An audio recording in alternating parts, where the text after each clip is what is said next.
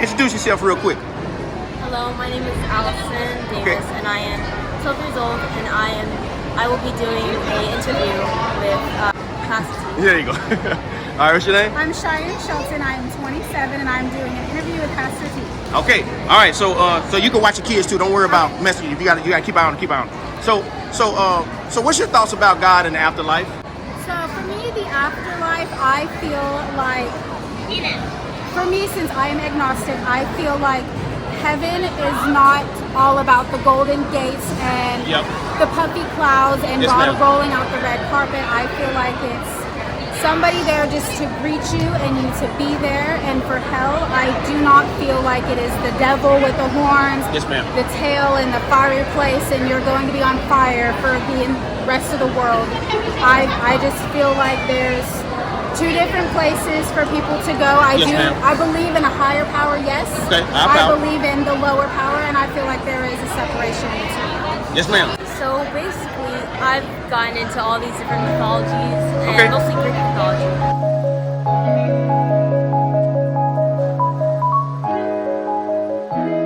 Okay. And heaven would be Valhalla. Valhalla. Which is where all the spirits and gods and whatnot live. And then us, Earth, we're in Midgard. Okay. Where the humans and the animals, they're all together in unison. Huh. And then Helheim is like, hell. Where all the demons and Hades, or the devil you could say. And basically, I could believe that God did create humans, but I also could believe that it was evolution that also created humans. You're just not sure at this point. I'm like in the middle. So are you agnostic too, or atheist, or? I'm atheist. You're atheist, okay. So you don't believe in God at all? No. All right. I'm not saying that I'm saying it could be possible. Okay, could be possible. All right, good. I like that it could be possible. I get what you mean, because like growing up, it's like going to church at a young age. It's kind of forced into your face. Yes, ma'am. Yes, ma'am. And then like with my son, it's like he didn't go in the beginning, so it was like easier. But he also went to a private school, a private Christian school. So he talks about God all the time. Yes, ma'am. I let him be free. Yes, ma'am. Talk about God all he wants, and I let him go. Any Sunday he wants to goes to, and he loves to go. And he loves to go to church? Yeah, he likes to go. That's my son right there too. What's up, man?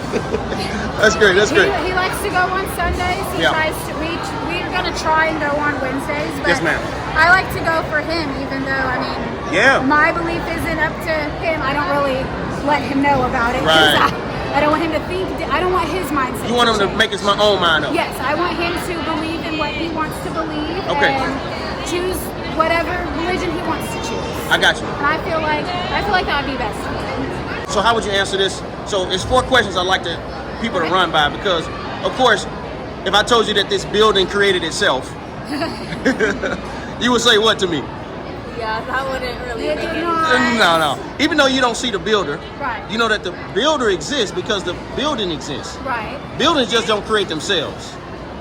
Right? Just like the world. The world just don't create itself. Like it has to have like all the stuff that created galaxies and and it actually has to be some type of intelligent mind behind it, because the world is in order. Like you've been made in order. You got 2 eyes, 2 hands.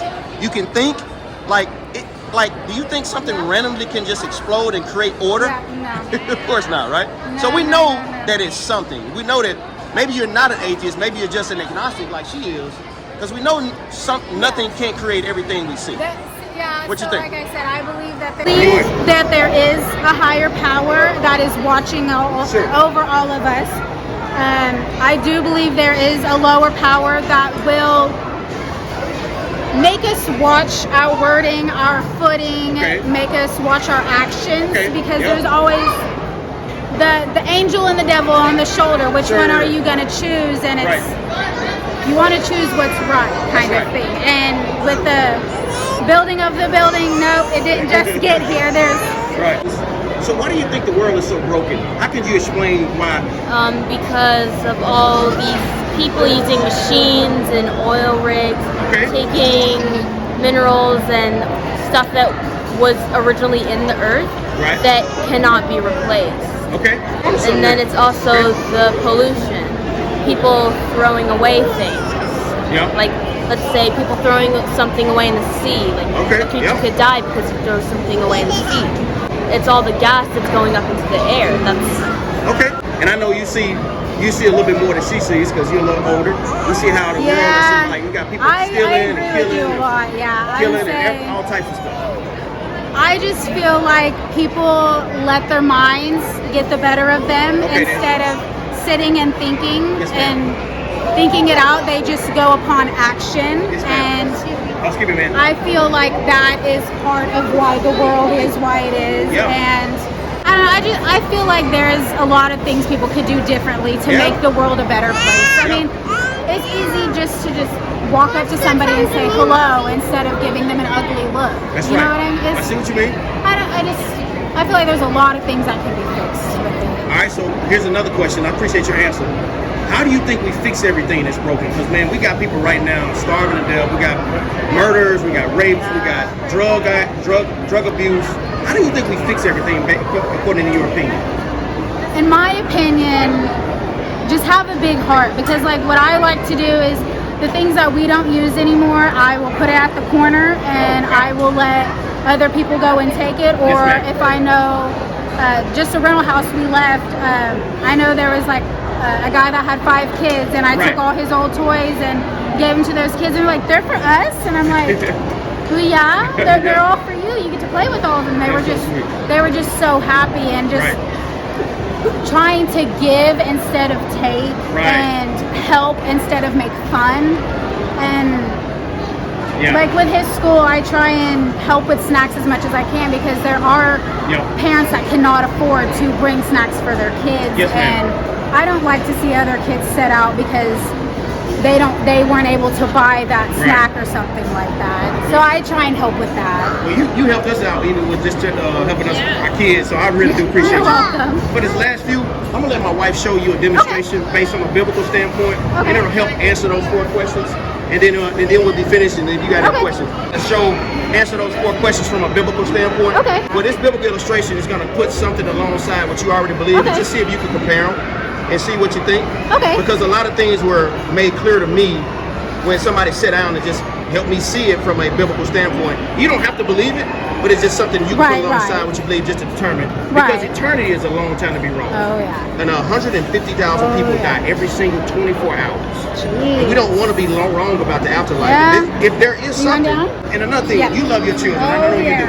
But see, if this is the last place you'll ever see them again, that is the most horrifying thought that you can ever see. If there is something of that afterlife that the Bible says, you will want to know it, right? And so my wife's going to show you a quick demonstration, and then we'll be finished. And I appreciate you. I appreciate you letting us do this with you.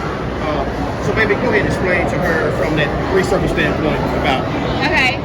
So, basically, God, which when I say God, it's you know how we're created, like you created life, right? So somebody created your life, but with God is like he's the creator. Does it make sense? So let me give you an example. My son loves Legos, so he's always putting the Legos together, right? And but he's not a Lego, right?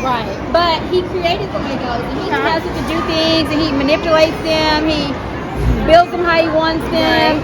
But he's not a Lego. Does it make sense? And so that's kind of like God. He's not created. He created us, right? So everything happens how he created, right? And so God created Adam and Eve.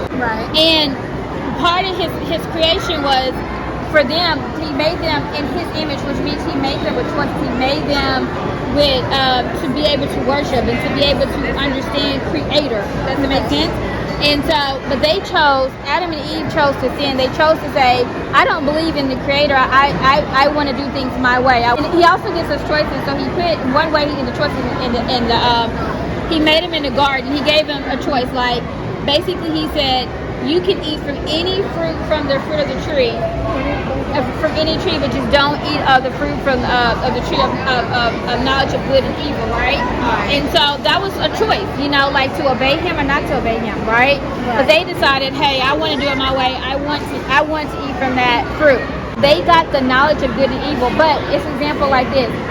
You know how you tell your son, like, don't touch the hot stove, don't touch the hot stove? Yep. But then they touch the hot stove and they go, oh, that burns. Well, the way they got their knowledge of evil was they experienced evil now. They experienced the sin, the death. They experienced the sickness, you know, and just all the the bad things that happens on earth, right? And so so now we're in this world of brokenness. Like have you ever felt like, man, if I can get this relationship with these friends or guy or something like that, I'll be happy. You know, but then you get it, it's like, that ain't do it for me, right?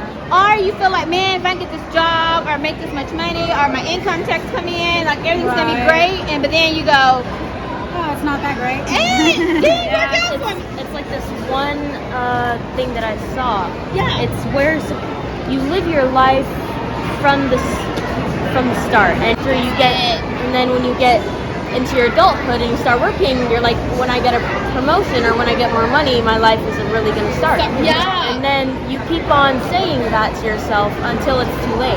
Perfect. That's exactly what I'm saying. And then it just never really starts. It never really happens, right? You know, like, and so you try these things, and so when you get to that point, you're like, you know what? Well, I'm just going to binge watch on my phone. I'm going to like just to get away. But then when you get done, you put your phone down, it's like the feeling comes back, right? It's this emptiness, this void that comes back. Well, remember the creator, right? He created us to do a certain thing. My son, he creates Legos. He creates those Legos to do certain things, right? And so, like, if one thing is off on that Lego, it can't do what it's supposed to do. You know, he may create it to move this way, but if one little piece is off, it can't move correctly, right? So that's what happens with us. We have something off in us, and we try to fix it with these things, but it's just not working. You really just need to focus on what you want and your happiness and what you need. And that's it. It's like what brings that? What brings that happiness? What brings what I need, right? Well, what brings what it needs is that you have to go back to the creator and go, okay, where am I off at? What is keeping this for me not from being fulfilled, right? And that's what was happening to me. I just kept trying to run these things and I was never fulfilled, right? Thank you. And then I realized one thing the creator did, build laws. You know how you build rules for your kids to keep them safe? Right. Not being a tyrant, it's just to keep them safe, right? So he made rules for us like that. Like, let me give you an example, and I've broken all these rules. Like one of his laws he said was like, don't lie. I've lied. Have you ever lied? And you know, you see how lies just causes problems, and it's almost like when I say, I have never told that person. Yeah.